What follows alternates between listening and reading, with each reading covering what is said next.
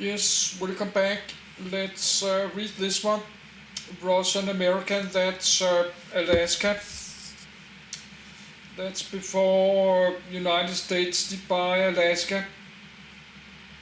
I think we have power enough on the camcorder to read it, so let's do it. Russian America. Russian America Russkaya Amrika colony of the Russian Empire 1741 1867 Flag of Russian America. Flag coat of arms of Russian America. Coat of arms Russian America Settlements Map.png. Russian Creole Settlements Anthem. Bojzaria Krani. 1833-1867, God Save the Tsar. Capital Kodiak, 1799-1804. Novoarchangelsk. Demonim Alaskan Creole Area Coordinates 57 degrees 03 N 135 degree 19 W Coordinates 57 degrees 03 N 135 degree 19 History Government Governor 1799-1818. First, Alexander Andreevich Baranov 1863-1867. Last, Dmitry Petrovich Maksutov History Great Northern Expedition 15 July 1741. Russian America, Russian, Romanized, Russkaya Amrika, was the name for the Russian Empire's colonial possessions in North America from 1799 to 1867. It consisted mostly of present-day Alaska in the United States, but also included the outpost of Fort Ross in California, and 3 forts in Hawaii including Russian Fort Elizabeth.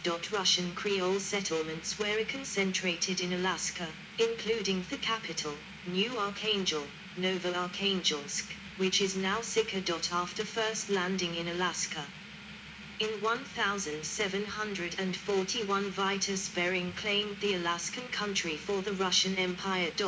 1. Russia later confirmed its rule over the territory with the Ukase of 1799, which established the southern border of Russian America along the 55th parallel north. 2. The decree also provided monopolistic privileges to the state-sponsored Russian American Company and established the Russian Orthodox Church in Alaska. Russian Alaska initially prospered from the fur trade, but by the mid-19th century, overhunting and logistical challenges led to its gradual decline. With most settlements abandoned by 1860s, Russia sold its last remaining possessions to the United States in 1867 for $7.2 million. Russian sighting of Alaska. In 1648, Semyon Dezhnev sailed from the mouth of the Kolyma River through the Arctic Ocean and around the eastern tip of Asia to the Anadyr. Alaska Purchase 18 October 1867 succeeded by Alaska Natives Department of Alaska, today part of United States.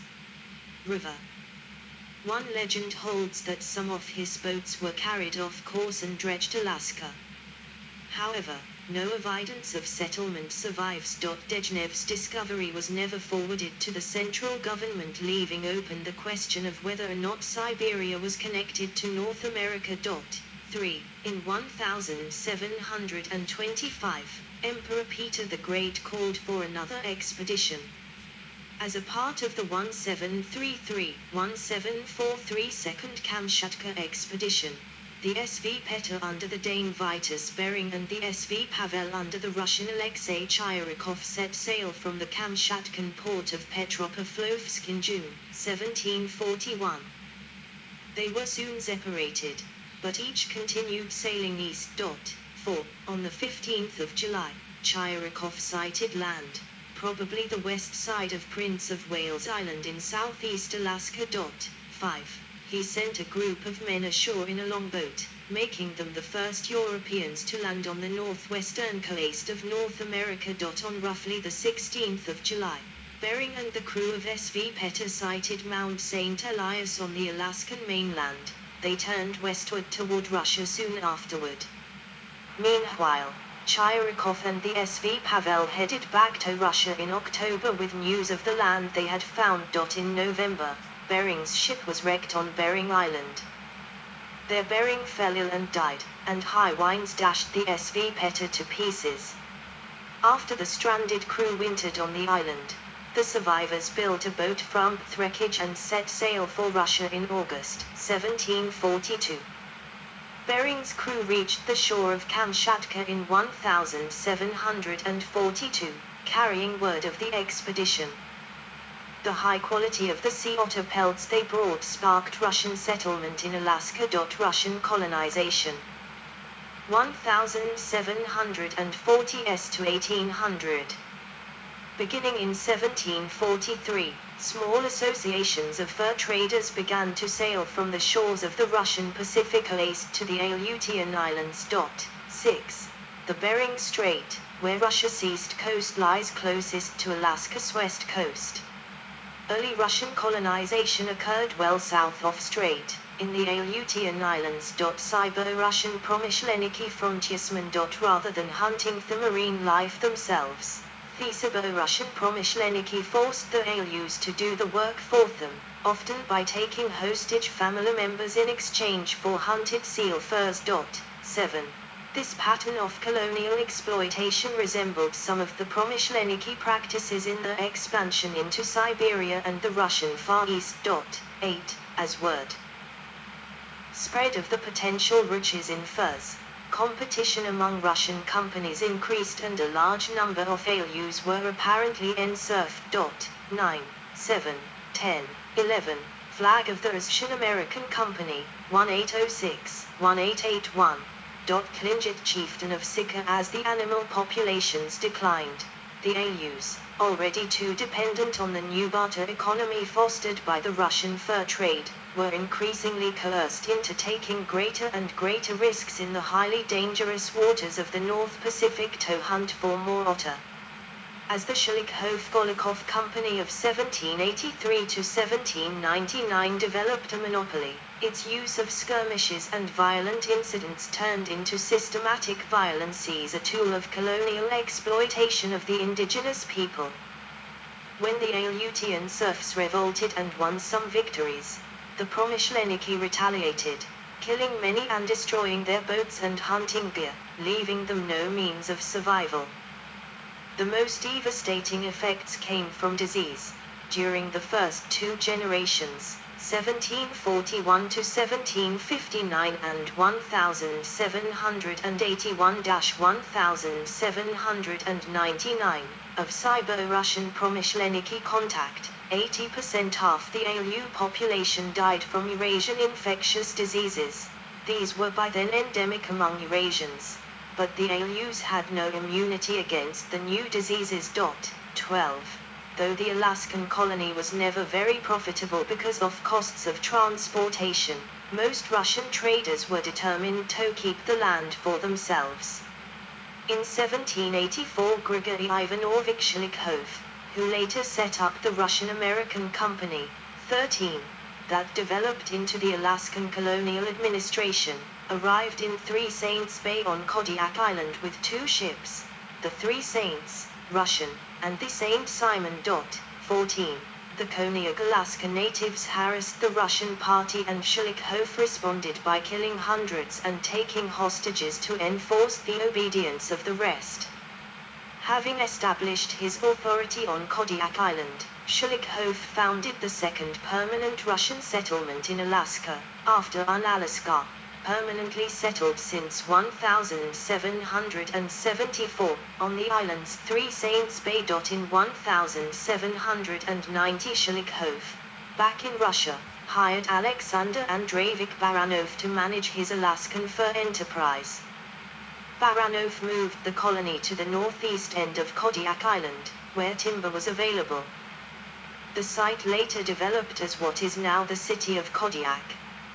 Russian colonists took Koniag wives and started families whose surnames continue today, such as Panomarov-Petrikov and Kvasnikov.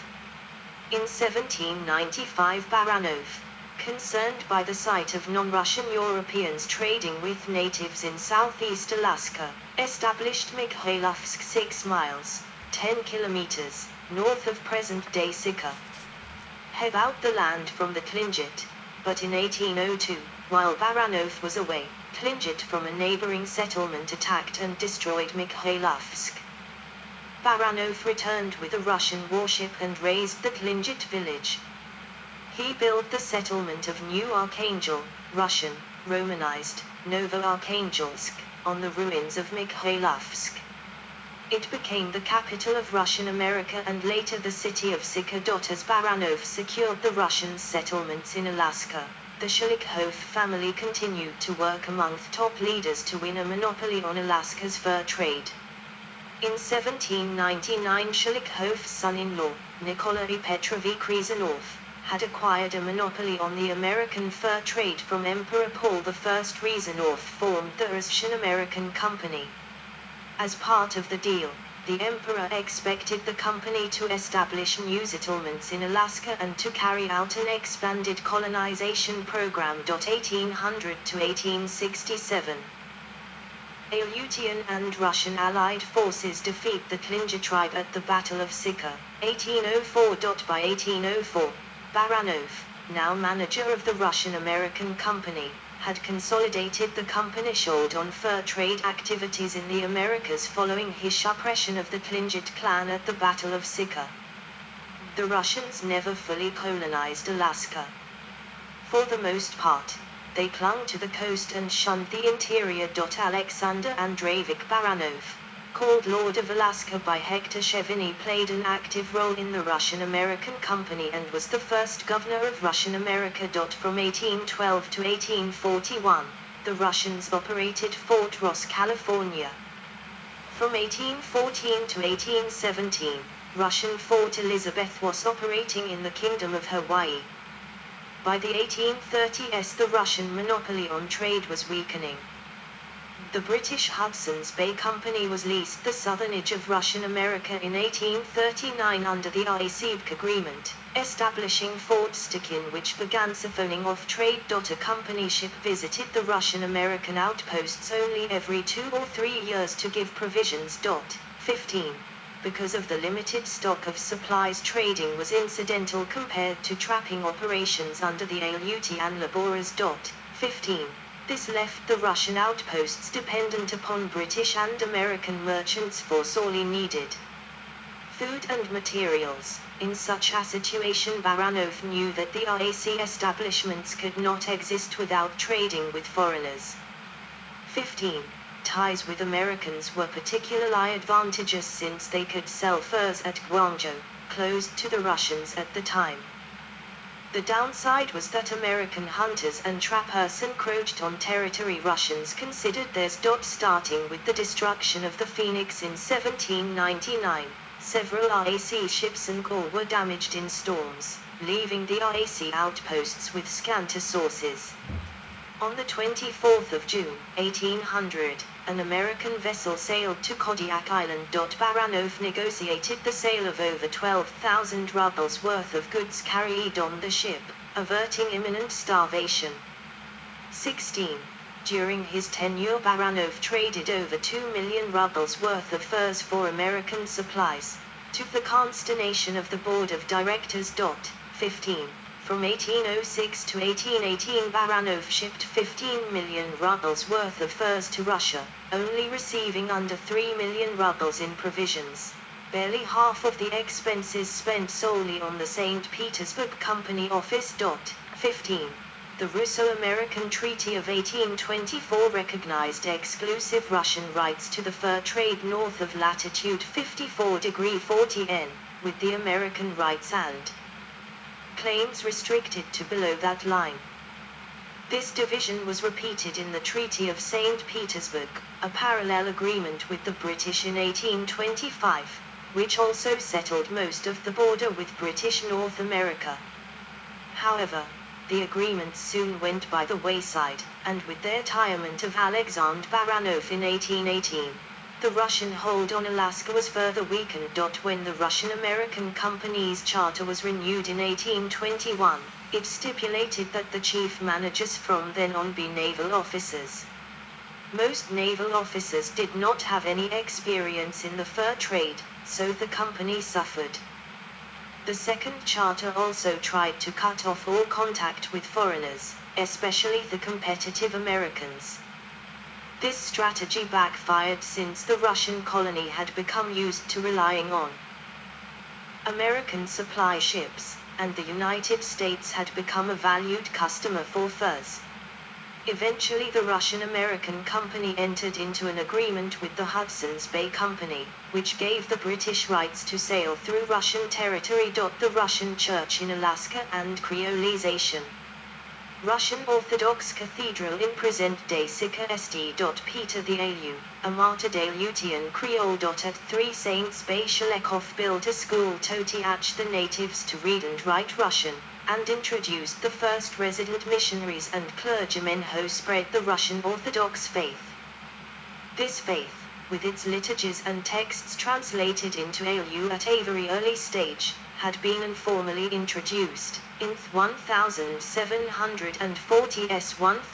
1780s. Some for traders founded local families or symbolically adopted ALU trade partners as godchildren to gain their loyalty through this special personal bond. The missionaries soon opposed the exploitation of indigenous populations, and their reports provide evidence of violence exercised to establish colonial rule in this period. The RAC's monopoly was continued by Emperor Alexander I in 1821, on the condition that the company would financially support missionary efforts. 17. Company board ordered Chief Manager Etholen to build residency in New Archangel for Bishop Veniaminov. 17. When a Lutheran church was planned for the Finnish population of New Archangel, Veniaminov prohibited any Lutheran priests from proselytizing Tombering Klingits. 17. Veniaminov faced difficulties in exercising influence over the Tlingit people outside New Archangel, due to their political independence from the RAC, leaving them less receptive to Russian cultural influences than ALU's. 17. 18. A smallpox epidemic spread throughout Alaska in 1835 to 1837, and the medical aid given by Veniaminov created converts to Orthodoxy. 18. Inspired by the same pastoral theology as Bartolome de las Casas or Saint Francis Xavier, the origins of which come from early Christianity's need to adapt to the cultures of antiquity, missionaries in Russian America applied a strategy that placed value on local cultures and encouraged indigenous leadership in parish life and missionary activity. When compared to later Protestant missionaries, the Orthodox policies in retrospect proved to be relatively sensitive to indigenous Alaskan cultures. 17. This cultural policy was originally intended to gain the loyalty of the indigenous populations by establishing the authority of church and state as protectors of over 10,000 inhabitants of Russian America. The number of ethnic Russian settlers had always been less than the record 812, almost all concentrated in Sikha and Kodiak. Difficulties arose in training Russian priests to attain fluency in any of the various Alaskan indigenous languages. To redress this, Veniaminov opened a seminary for mixed race and native candidates for the church in 1845. 17. Promising students were sent to additional schools in either St. Petersburg or Irkutsk, the later city becoming the original seminary's new location in 1858. 17. The Holy Synod instructed for the opening of 4 missionary schools in 1841, to be located in Amlaya, Chinook, Kenai, and Nashigak. 17. Veniaminov established the curriculum, which included Russian history, literacy, mathematics, and religious studies. 17. An Aleutian man and woman. The sanctuary of St. Michael's Cathedral. A side effect of their missionary strategy was their development of a new and autonomous form of indigenous identity. Many native traditions survived within local Russian Orthodox tradition and in the religious life of the villages. Part of this modern indigenous identity is an alphabet and the basis for written literature in nearly all of the ethnic linguistic groups in the southern half of Alaska. Father Ivan Veniaminov, later Saint Innocent of Alaska, famous throughout Russian America, developed an ALU dictionary for hundreds of language and dialect words based on the Russian alphabet. A highly visible trace of the Russian colonial